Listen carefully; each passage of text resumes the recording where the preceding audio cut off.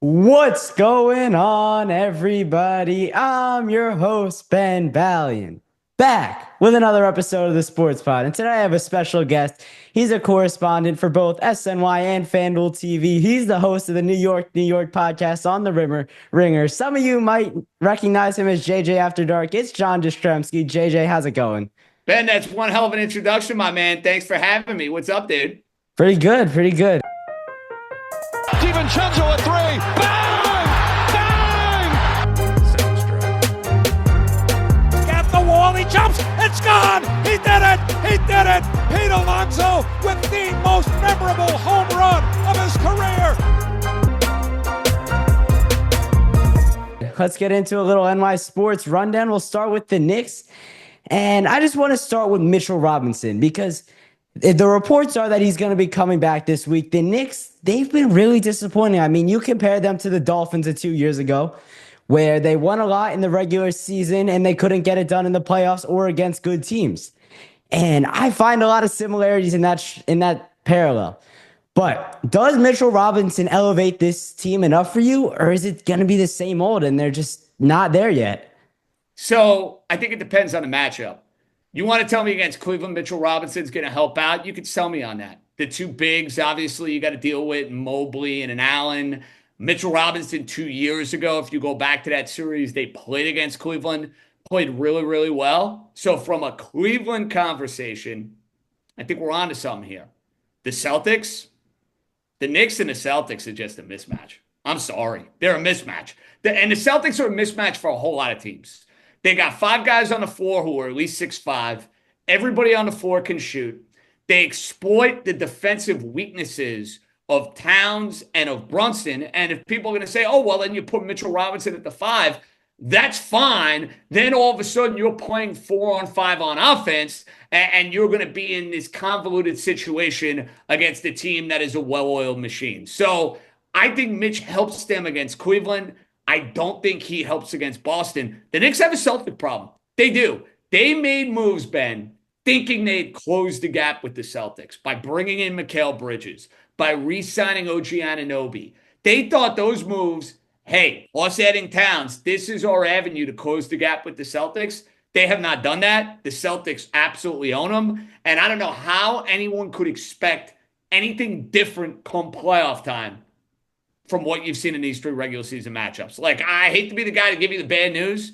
There's nothing I've seen that would lead me to believe the Knicks can go and match up and play well in a series against Boston. Can't see it. I can't disagree with you because from what we've seen, which is the Knicks being 0-7 against the top three teams in the league, we can run down all the stats. Yes, I agree with you that Mitchell Robinson is going to help against the Cavs. You did it 2 years ago. You already mentioned the playoff series where Jared Allen's like, oh, the lights are too bright. Against the Celtics, though, he's not going to help on offense, and I'm not sure he's going to help on defense either. The Knicks are built to beat the Boston Celtics. I mean, we saw it a couple years back where teams were using this copycat structure to copy the Denver Nuggets, who had gone to the NBA Finals the year prior. Teams were copying their roster. Now the Knicks are doing a similar thing where they're building to beat the Boston Celtics, but it's not working. I mean, you add two of the best defensive wings in the league, and OG Anunoby and Mikal Bridges, and somehow the defense has regressed. And I get Mitchell Robinson isn't back yet. He'll definitely help on the defensive side of the ball. But this team's wing defense hasn't been particularly strong anyway. It makes me believe there's a problem with Tom Thibodeau. And I've always been, when Tibbs and Leon came in, they turned around this franchise. But as of late, I mean, I have to believe that Josh Hart's injury is because of the minutes. You know, OG Anunoby's been injury plagued throughout his career, but Tom Thibodeau still likes to run him out there 45 minutes a night. I mean, what is the point of running Karl Anthony Towns back out there on Sunday against Made no Boston? sense. Made absolutely no sense. With 4.5 minutes to go. No question. But listen, let's look bigger picture. Knicks are on their way to what? Another 50-win season? The head coach has been able to instill a culture of success. So in this day and age where we complain nonstop, Ben, about guys not playing in the NBA and load management and these teams taking nights off, one of the redeemable qualities about the Knicks is they don't do that. Now, there is a happy medium, and I think you're looking for it. And for that matter, I'm looking for it. I'm right there with you. I see Towns coming back after he's hobbling on his knee, He's limping into the laying on locker the room bench in pain. in a 17-point game. I don't need to see Karl Anthony Towns back out there. I'm with you on that. But I don't think it's necessarily a coaching problem. I think it is a matchup. You want to talk about their defense against the Celtics? It's not coaching. It's matchup. They exploit two guys who are tremendous offensive players. Karl Anthony Towns and Jalen Brunson are phenomenal offensive players. You know what they're not? Defense. They're not. And not every team can exploit them the way the Celtics can exploit them. That's the problem. You're chasing the best of the best. So you could say, oh, well, go get a different coach. Oh, it's minutes. You still have the same problem with Towns and with Brunson, which puts, to your point, more pressure on those wing guys. And do you feel great at the moment, Ben, about the trade they made in the offseason for Mikal Bridges? And listen, I wanted that trade. I was all about it. I agree with you. I said it was a slam dunk. I said Nova, he plays defense, he'll fit in, there'll be no questions. He's invisible in these big games. Where was he on time? Did you even notice him on the court? Did you have to call an all points bulletin for him? It makes absolutely no sense why Mikal Bridges has been so bad. Because he has been bad. I mean, his shooting numbers have gone down. His defense, just looking at him, watching him on the court, it has regressed. He is not playing like the player he was in Brooklyn, or for that matter, like he was in Phoenix, where he was a third, fourth option on that team.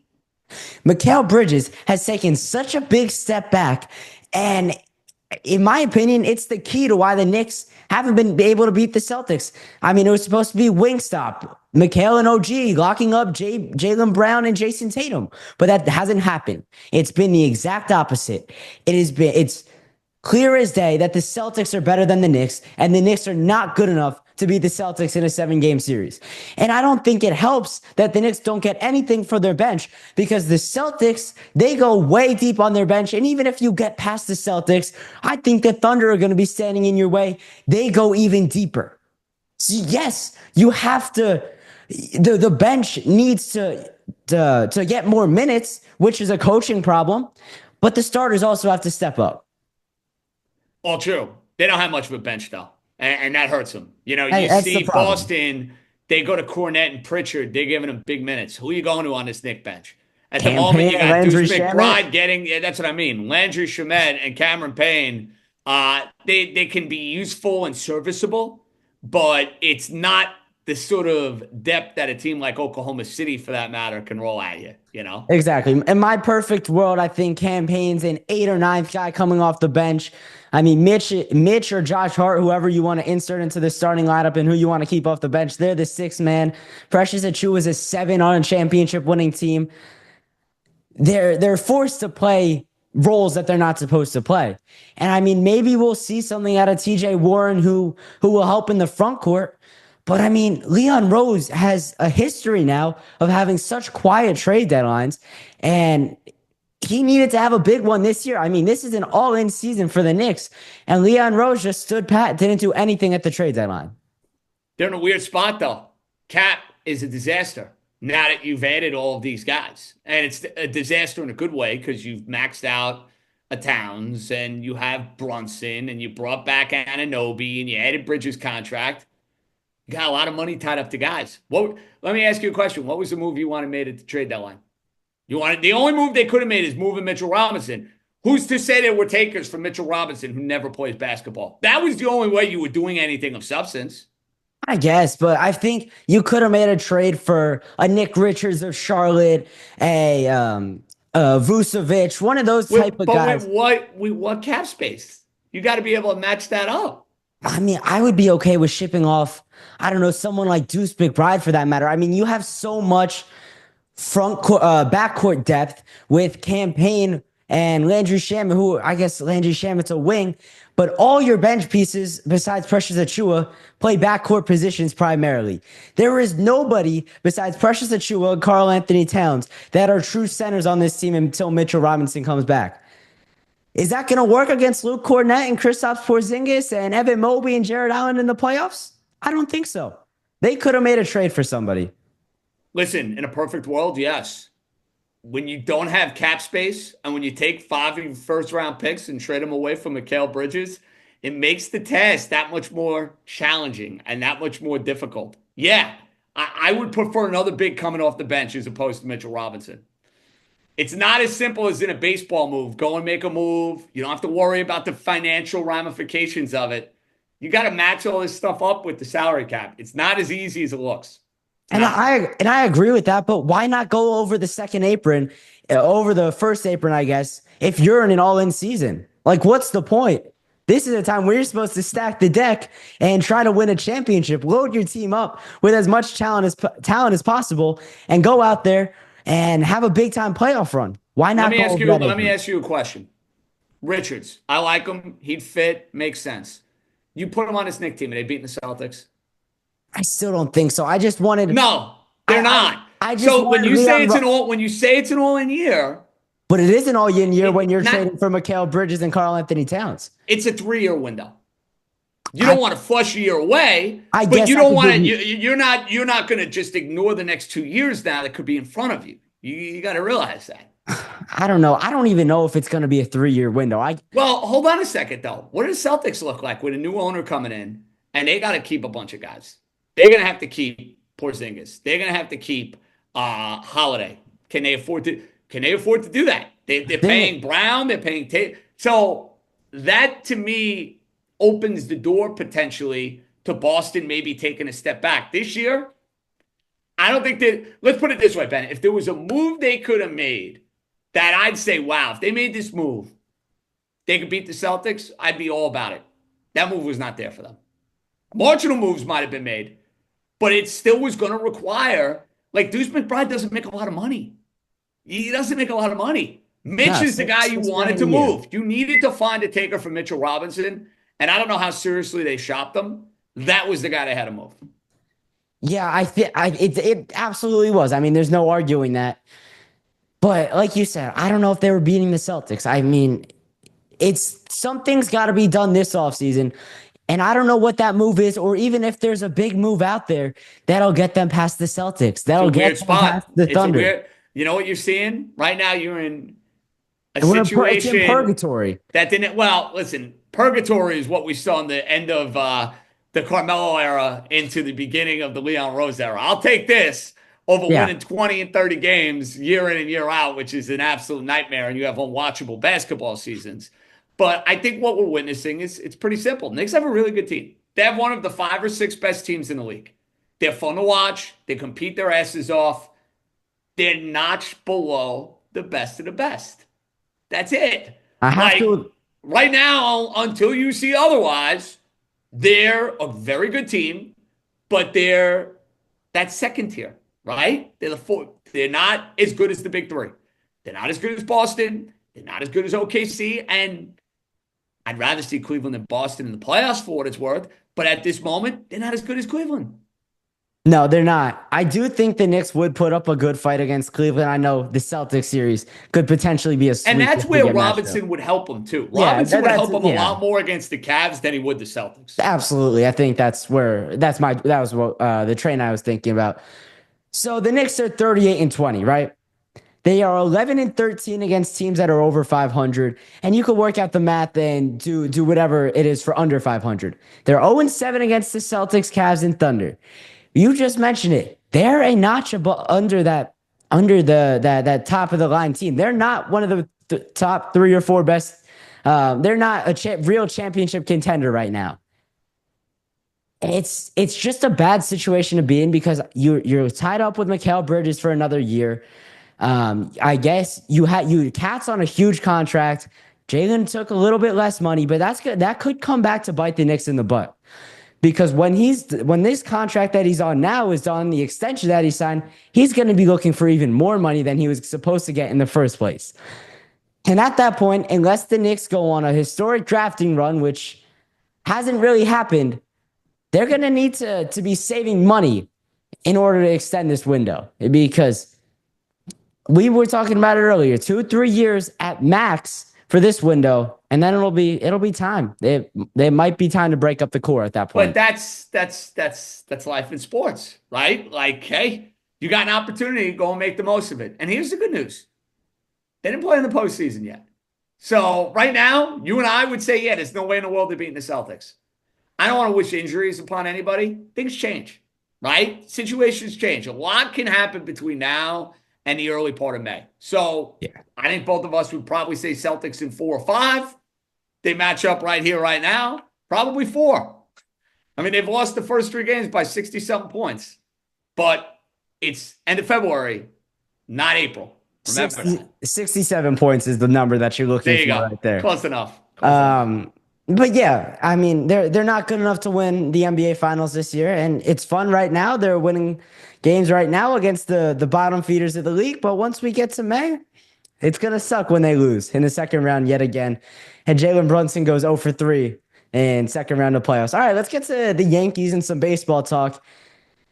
The Yankees revoked their beard policy, allowing players to keep well-kept beards now. How much of this do you think is the Yankees not being as dominant, not being the big spenders? I mean, they haven't won a World Series in 15, 16 years now. They're not signing the top free agents at will like they were back in the 90s and in the 2000s. Things got to change. I mean, I think Hal Steinbrenner did a good job. It was time for things to change. They had something had to give. They're not playing Frank Sinatra, New York, New York after losses now, which I think that's how it should be. I mean, you're celebrating to that song. It's not right that you should be you should be sulking in defeat after it. This is just me as a Mets fan. But how much of it contributes to them not being as dominant as they once were?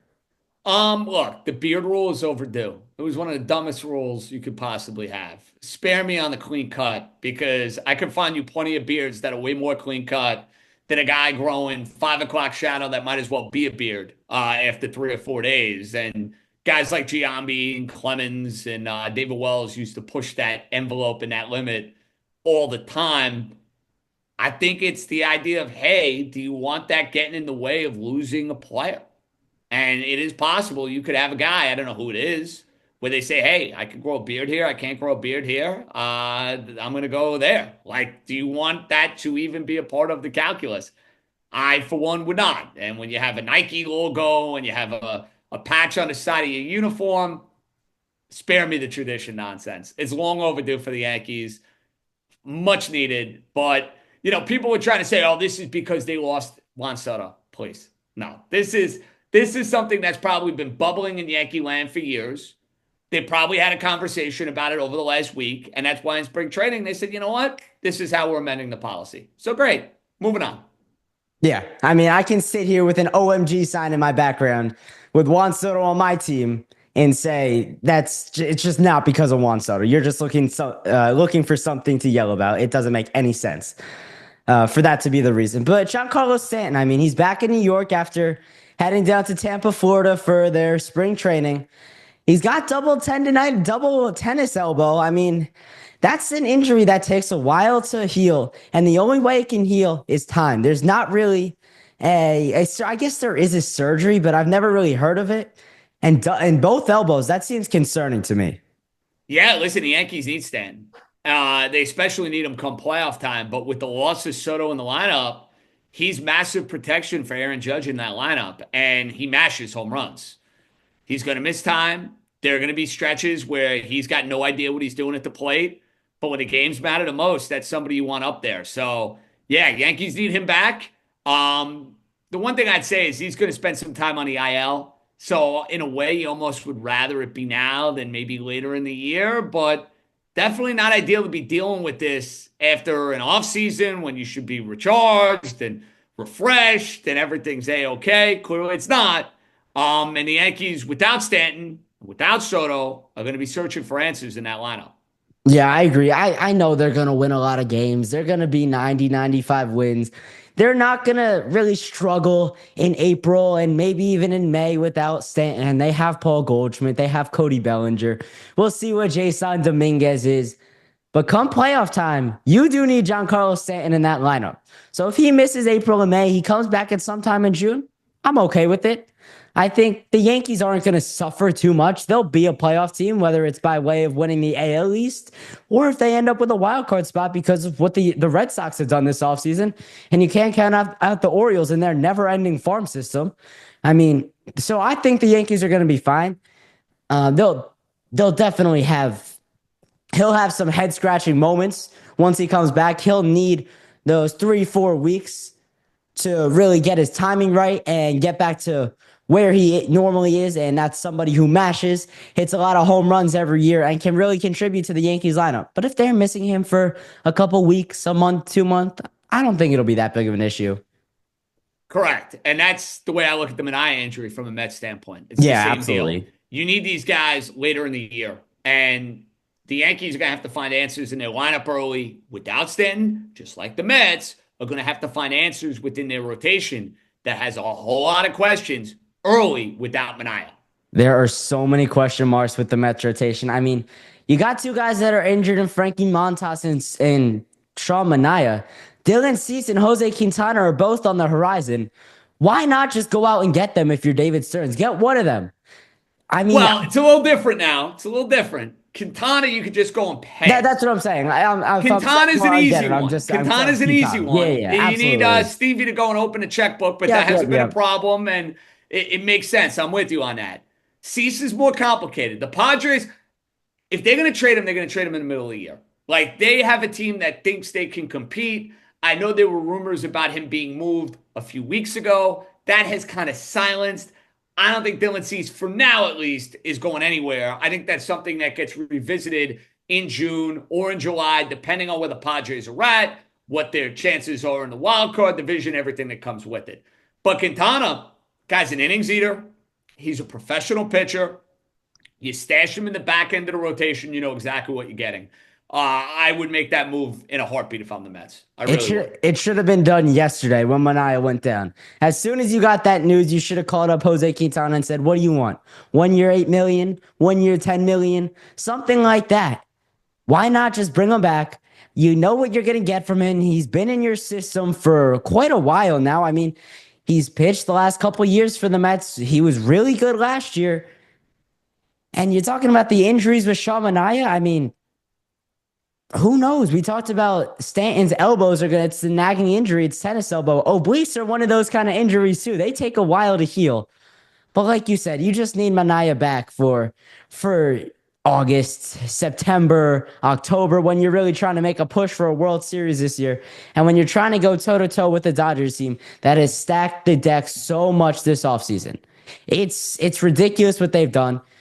And personally, I'm on the side that says it's bad for the sport, but you know, it's whatever. I mean, they spent a lot of money, but so have the Mets. I mean, Steve Cohen. Bingo. When we're in New York and the Mets have their payroll and the Yankees do what they do, it's tough for either one of us to be saying, "Woe is me." You know what I mean? Yeah, if you're in Kansas City, it's a lot easier to do. For us in New York, not so much. Got to go and beat them.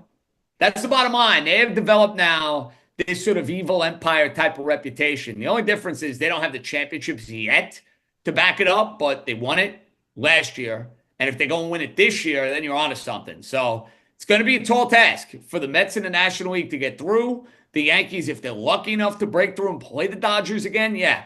The Dodgers are clearly the team to beat until you see somebody go and knock them off. But the beauty of baseball is, hey, 5-game series, anything can happen. Last year, hey, the Dodgers were down 2-1 to the Padres playing a Game 4 facing elimination. All it takes is an off day. You don't have answers. Starting pitchers off. Lineup presses a little bit and you go and lose. I've seen teams better than the Dodgers going to get knocked off in the postseason. It can happen. It can happen, absolutely. And I think if it does happen, there are a couple teams just in the NL East that will make it happen. In the Mets, the Phillies, and the Braves. All three of those teams have loaded rosters. I mean, the Mets, sitting here right now on February the 25th, I don't know if they're the best team in the NL East. With their injuries that have gone on already with the starting rotation, with some question marks in the back end of that lineup, I mean, is Alvarez going to have the big year we're hoping for? Is Jose Siri going to be able to hit for an entire season? Or is Tyrone Taylor going to be able to carry the load? There are some question marks in the Mets lineup. And that's the thing with the Dodgers. They don't have those question marks. And that's the thing with the Braves that they can stay healthy with Ronald Acuna Jr. and Michael Harris and Austin Riley and Matt Olson. We saw just a couple years back. They had 5 guys with 30 plus home run seasons. Like, I love the Braves lineup. I love it. I love it. I love it. They're to me are the team to beat in the division. Just because I like their young, dynamic position players. And I think they're going to have 5 or 6 guys that can just go and put up monster seasons. They're going to get Acuna back. You get Albies. You got Riley, Michael Harris. Olsen, I think, is going to have a better year. That lineup to me, I'm big on the Braves this season. Big on the yeah, Braves. I mean, how could you not be? I mean, they have Spencer Strider in that rotation. I guess they did lose out on Max Fried to those New York Yankees. We'll see what Max Fried is for the Yankees this year if he can stay healthy, along with a lot of other parts of that Yankees rotation, because it is throughout the history of those guys' career, it has been an injury-plagued rotation. I mean, you look at Rodon, you look at Max Fried, you look at Luis Gil as he was coming up in the minors. I mean, Clark Schmidt, if I'm not mistaken, he's not dealing with an injury yet. But he had the back injury last year, the lat. And so their injuries, it happens. It's baseball. You can never have enough pitching in this sport. And we saw it hit the Braves hard last year. It's already hit both of our New York teams. So, I mean, I don't know. If you look at this year for the Mets, right? They stacked the deck, kind of. They signed Juan Soto. They signed Sean Manaea. They brought back Pete Alonso. But Pete Alonso is what I want to mention next.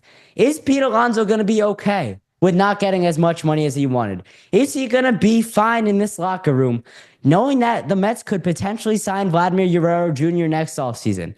Is he going to be able to suck it up and go out there and produce at the high level that we know he can? Or is he going to be looking behind his shoulder and see Vladdy in the rearview mirror? Well, that's on Pete Alonso. Pete Alonso handled the walk year terribly. And if it wasn't for that home run he hit in Milwaukee, it's one of the greatest home runs in the history of the Met franchise. I think most Met fans would have been like, okay, if he grounds out and you end up losing that series, there wouldn't have been this outcry to bring him back. People would have said, okay, moving on. We'll wait for Vlad Guerrero Jr. or whoever in the offseason. I think Alonso's going to have a good year, though. I do. And remember, he gets to call the shot on whether or not he's back next year. So he can come back next year if he wants to. He probably doesn't want to. He probably wants to go and hit 50 home runs and do a whole free agency thing again. So, that you're almost, if you're rooting for Vlad to be a Met next season, you're almost rooting for Pete to have a monster year and then opt out of the contract next year. But even if Pete does opt into the contract, it's not like it's going to take the Mets out of the running for Vladimir Guerrero. Pete could play DH. You could DH one of them for a year. You could. Yeah, for a year at least. For a year. For a year in the short term. And then by the end of Vlad's contract, which will be, 8 to 10 years down the line, he'll be the starting first baseman every day. Then your infield suddenly has Mark Vientos, Luis Angel Acuna, Francisco Lindor, and Vlad. And we'll see what Francisco Alvarez is behind the plate. So if I'm Steve Cohen, I have to be looking for the future next offseason. And even if Pete does come back, I'm not out of the running on Vlad. There's just no way that happens. I'd be careful giving him a long-term contract. I would as well, but it's something. I'd be careful with him. Like, he's not Soto, where I look at him and say durability up the wazoo. I worry about his weight. He's been very up. He's had some monster seasons. He's also had some down seasons. I'm going to say gut feel, the Mets pass on Guerrero. I am going to say that I think Guerrero ends up in Boston next year. I could see that. I mean, he'll be going from one of the teams that's in on everybody but doesn't sign on anybody to right to the other in the Red Sox. But if I'm Steve Cohen, maybe you give him a 5 to 7 year deal, something like that. I feel like he's just a player you can't really pass on. He is another guy, and I know he has down seasons like you mentioned, but he's another guy who could just mash. He could thump balls out of the park. He can hit a little bit for average. I mean, he was talking in spring training the other day after he he got a hit off Max Scherzer in live ABs. That's an out. They play me deep. I like that confidence out of him. He's a guy, if you want to lock up your first baseman, would you rather have Pete Alonso or Vlad? I would rather have Vlad for the long term. To be honest, I have questions about whether or not Vientos can play third base. Really? I don't know if he can play third base. He did a nice job handling the position last year. I love him offensively. I do not know if he's a third baseman for the next 5 years. I would not be surprised if he ends up getting moved to first base at some point. Wow, I think he'll stay at third, but like you said, he did have struggles in the postseason. It was that high chopper in the infield. It happened 3 or 4 times in the playoffs where runners were running around the bases. He couldn't field the ball, and then he picked it up and didn't know where to throw it. So I get you on that aspect. But I do think he's good enough to play the position. Obviously, he's not going to be a Gold Glover, but he's good enough. And you have to keep him in the lineup for his offense, obviously. And moving to first base, I feel like that'd be tougher for him. I was concerned about that before they brought Pete back. I was concerned about Vientos moving to first. I was concerned, how is he going to handle moving to a second position in his second year in the bigs? It's a question, but if you're not playing third base at a high enough level, guess what? You play another position where your defense is not nearly as valuable. You want a guy who can pick it at first base, but the throwing and a lot of the elements that have given Vientos trouble, he better figure them out by this year. Because if he doesn't, they will move him. And they like a lot of their youngsters too. That means Acuna. That means Mauricio. That means these guys. I'm telling you, be careful just putting Vlad Guerrero on the Mets in 2026. I do not think it's a given. I don't think it's a given either by any means, but I'm saying it is. There is a good possibility. It's in play. Of course it's definitely in play. Let's be honest. Any player, in theory now, is in play for Steve Cohen. Right. Any player. He's the new House Steinbrenner, except the Mets George. Won the World He's Series. George. He's not Hal. He's George. Yeah, George Steinbrenner. There you go. He's George. Yeah. The Mets, like you said, though, getting back to the prospects that you were talking about, Mauricio's coming up. Maybe they want to give Brett Beatty another shot. I would hate to see that, though, because he has been given 3 chances at the major league level, 3 extended opportunities, and he has failed to hit in every single one of them. And I was out here 5 for 8 in spring training, hitting at least 1 double, maybe 2 today. I know he had 2 hits in that game against the Astros. Please do not drink the Brett Beatty Kool-Aid and put him on the diamond. It will not work. Maybe keep him on the bench as somebody who could play a lot of positions late in games. I saw he was working at a shortstop a little bit. We know he plays third. He could play a little bit of first, I think.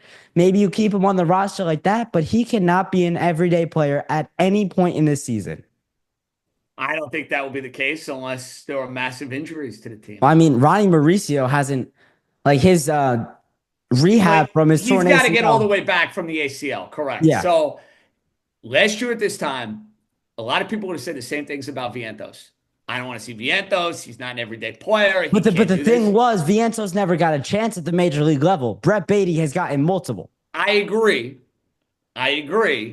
But Vientos didn't exactly come up to the big league level and take a cover off the ball until last year. He didn't. Well, he never had a real opportunity. When they put him on a part-time basis, though. Yeah, you can't. Did he take it and run with it? No, he had to play every day. Every day. I'm not saying Beatty is going to be an everyday player that I trust. I don't want that. I don't believe in him. I've kind of abandoned ship. But we have seen these turnarounds out of young players before. Just be aware of that. And he is still a young player. He's not. Don't be surprised if Beatty gets traded and goes and has success somewhere else. Oh, I can already see it happening. He'll end up on the Braves or the Phillies one day and end up killing the Mets. I can see it happening already. But the guy I want to see play a lot this year is Luis Angel Acuna. I would rather see him play second base every day over Jeff McNeil in a heartbeat. I mean, he came up and hit 308 to end the season last year. If Mendy starts Jeff McNeil opening day, I'll accept it. But if he starts struggling and Mendy doesn't turn to Acuna, I'm not going to get with it. So that's a McNeil opening day deal. They give him 2 months. They're going to give him 2 months. Yeah. And you'll see Acuna. Let's put it this way. You will absolutely see Acuna playing extended time for the Mets at some point this year. It's a question of when, not if. Yeah, I really hope so. I mean, I'm interested to see what he's going to do in spring training. I'm interested to see what Jeff McNeil's going to do. That position battle will be good to watch. And similar to the Yankees, I mean, what are they going to do with third base? I think I could see a similar thing happening with DJ LeMahieu starts opening day. They give him about a month to prove himself. But if that doesn't work, you throw Oswald Cabrera, Oswaldo Peraza, maybe Jazz Chisholm gets some run. You put Peraza at second. I could see DJ LeMahieu starting opening day for the Yanks. Wouldn't shock me. The Yankees' third baseman in October is not on the roster yet. Yeah, I could see that happening. They will add a third baseman between now and the trade deadline. Guaranteed. Yeah. Just like the Mets will add a starter, the Yankees will add a third baseman. Remember, I said that. All right. I think they either add a third baseman or they could add a second baseman if they want to move Jazz. Either back to or, and third. you could move Chisholm. Fair. Yeah, that's what I'm You saying. could do that. Because like with Jazz, originally I wanted Jazz to start at third base opening day, and then you start either Cabrera or Peraza at second because Jazz is not going to be a Gold Glove defender wherever he plays. But he's better at second. He He's better played. at second. He played good enough at third base though. But I want better defense hurting at the third. team. I want a better third baseman. To me, it's easier Yeah? to find a better. Yeah, I want a better third baseman. I think Chisholm's game profile is better at second, personally. Yeah, I agree with that, but I'm saying your offensive options will be better at second base than if you open it up to DJ LeMahieu at third. But you're talking about Peraza or you're talking about Cabrera. Those guys could play third too. But you're eliminating DJ LeMahieu, who we know Aaron Boone loves DJ LeMahieu. I get that. They need DJ LeMahieu to stink for a month. Unfortunately, that's what's going to have to happen here. Yeah, he's got to be it is what the Josh it is. Donaldson, the Aaron Hicks. The guy was at one point in time a tremendous top flight hitter. Those days are long gone. All right, so I've asked a couple Yankee fans this question: which of these players would you rather return to their MVP-esque performance? Cody Bellinger, Paul Goldschmidt, and I know DJ LeMahieu never won one, but he was getting votes at one point. Which of those three would you rather? Well, I'm rolling out LeMahieu. That's just not going to happen. I think Bellinger having a big year for the Yankees is more important because of the speed, the balance, the lefty. Everything he brings to the table. The Yankees really need Bellinger and Goldschmidt to be competent. They really do. But I say I'd prefer Bellinger go and have the big year. Yeah, okay. So my this isn't a perfect world. I doubt it happens for all three of them. But my vote is DJ LeMahieu because you take the one that's probably great because you know the other guys have a higher floor. Right. Yeah, I mean, you know the other. If you two think are gonna DJ be LeMahieu's having an MVP caliber year, I mean, dude, wake up and go get the time machine. I know it's not going to happen. I'm just saying, in a perfect world. Great. I'm trying to give you the more plausible answer. Okay. You know what I mean? I got it. Yeah. So, all right, that'll do it for the episode. If you enjoyed, please like, comment, subscribe, share it with your friends. Huge thank you to John Jastremski, JJ for coming on. All his socials will be linked in the description below, as well as all of mine. Leave me a voicemail at 848-305-8073. I'll react to all of them in the next episode. And make sure you keep it locked with the Sports Pod.